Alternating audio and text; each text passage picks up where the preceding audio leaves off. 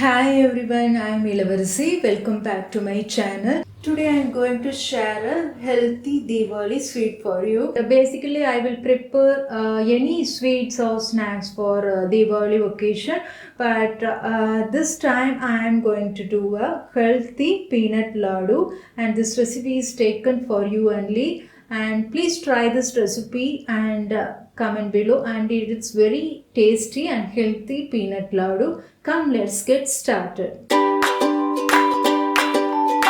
I have taken a 1 glass of raw peanut and 1 by 4 glass of organic jaggery powder and 6 cardamom I have taken and I have crushed like a powder, and I have removed that cardamom skin and powder like this. I have chosen a raw peanut, and raw peanut means you please buy a quality peanut, so only this sweet becomes more tasty.